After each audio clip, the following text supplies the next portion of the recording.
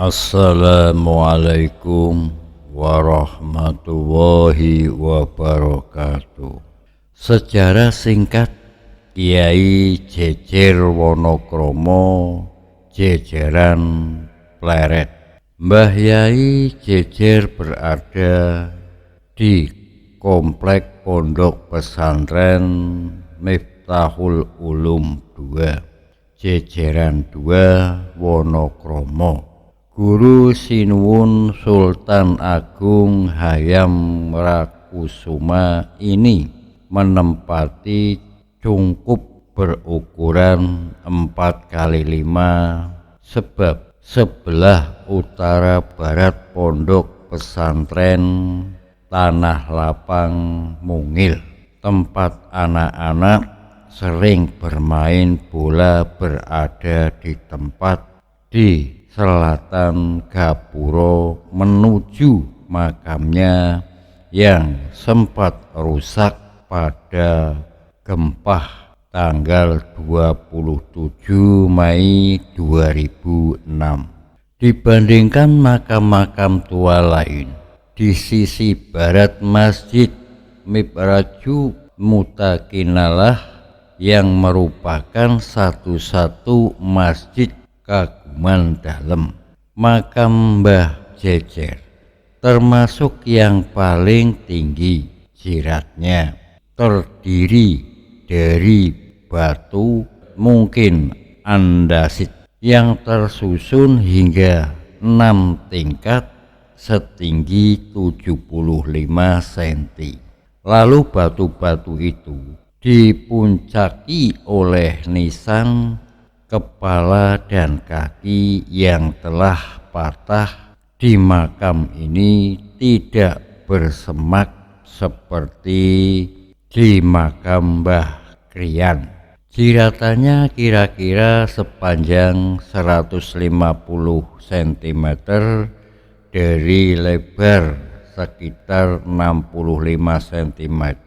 Perkampungan makam ini dipenduduki oleh makam-makam lain, di antaranya Sayyid Abu Bakar Ba'bud dan lainnya. Di sisi timur makam Mbah Jejer, dalam cungkup yang sama ada makam bernisan kepala kaki tapi tidak berjirat. Di nisan itu bercorak tumpul atau segitiga sama sisi tumpul. Bila dipaham di makam, maka ia merupakan ungkapan doa penghindaran dari azab kubur.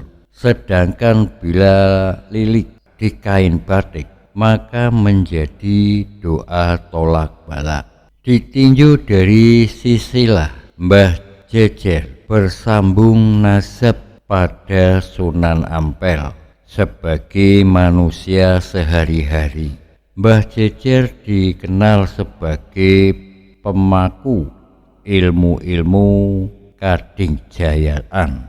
Santri-santri berdarah kejagungan bisa bertawasul kepada Mbah Jejer yang mendapat nama besar.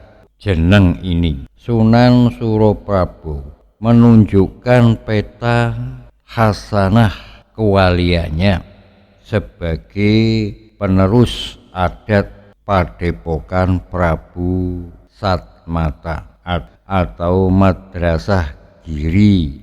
Artinya Mbah Jejer memiliki wewenang untuk meneruskan adat budaya menjangkau peradaban. Harus digaris bahwa di sini bahwa jangka adalah derajat tinggi dalam susunan ilmu pengetahuan di Jawa.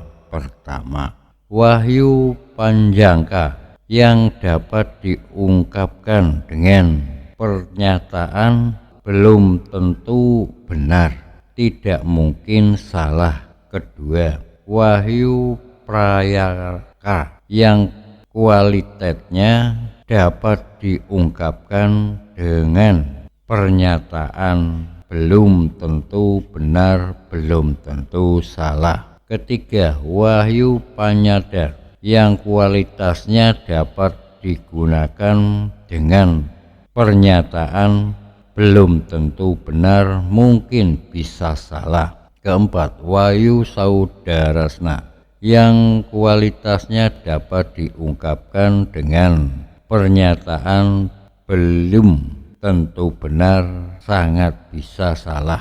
Kelima, pengakuan angan-angan atau taswat dalam bahasa Arab yang kualitasnya dapat diungkapkan dengan pertanyaan pasti sang bisa salah, pasti belum tentu benar. Sangkaan Kiai Jejer adalah julukannya sekedar kabar selipat, lebih nyaman mengetahui jejer atau jeneng setiap sosok ingkang sumareh ketimbang nama asma, sebab jejeluk dan terlebih lagi jeneng bisa menggambarkan pada nasib pakaran dengan ilmu tertentu dan bahkan kualian rohani sang tokoh.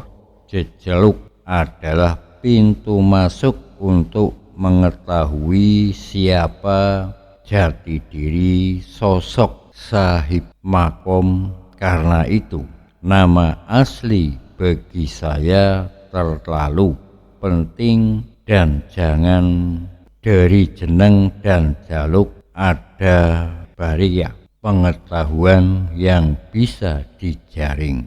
Mbah Jejer asal mula jejeluk itu menurut cerita warga setempat disebut karena Mbah Jejer dikatakan punden, kepundut atau wafat dalam keadaan berdiri tegak. Hanya saja bila dipandang dari sudut alam pikiran Jawa, dunia wayang yang dimasyarakatkan oleh Sunan Kalijaga dan wali-wali lainnya, jejeran merupakan fase pembuka cerita atau babad pertama dalam pertunjukan wayang kulit Purwo. Ia tahap kelahiran seorang bayi di dunia. Ke alam padang dalam pertuntunan wayang, tahap ini bentuk permulaan alam ketika sang datang penyambut dan menggerakkan wayang lokal. Kemudian ia menempatkan wayang koyah. Wayang koyan itu di ujung akhir wayang simpanan yang tertera di sebelah kanan dan kiri. Disitulah gerakan kehidupan wayang di dalam atau pekaliran. Penempatan wayang mengawali agenda jejeran. Setelah itu sang dalang akan menyatur atau membaca kabar singkat perintah kerajaan yang menjadi pembuka cerita. Berikut raja, para punggawa dan warak-warak mereka secara singkat. Dari sini tahapan ini kelak disebut jaturah. Apa hubungan antara jejeran dan jaturan? Keduanya tidak dapat dipisah. Bila jejeran dan kelahiran manusia, maka jatuan adalah fisiologi atau makna kelahiran itu. Dalam dunia riwayat, para wali tanah Jawa mengejawatkan tahap jejeran ini dengan laku ngaji ilmu-ilmu agama dan ngaji laku ilmu-ilmu akhlak. Disinilah peras kesejahteraan Mbah Jejer, yaitu menjadi guru bagi para santri, termasuk Sinuwun Sultan Agung kelak desa Jejeran yang wilayahnya belum terdekat seperti hari ini, sampai masa sekarang dipenuhi oleh banyak pesantren dan para kiai. Di desa inilah santri-santri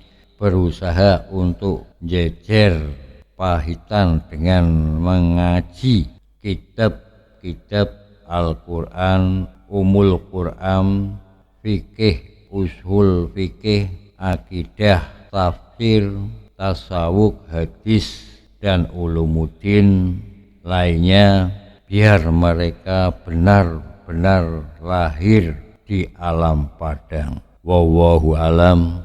Kiranya cukup sekian dulu. Wassalamualaikum warahmatullahi wabarakatuh.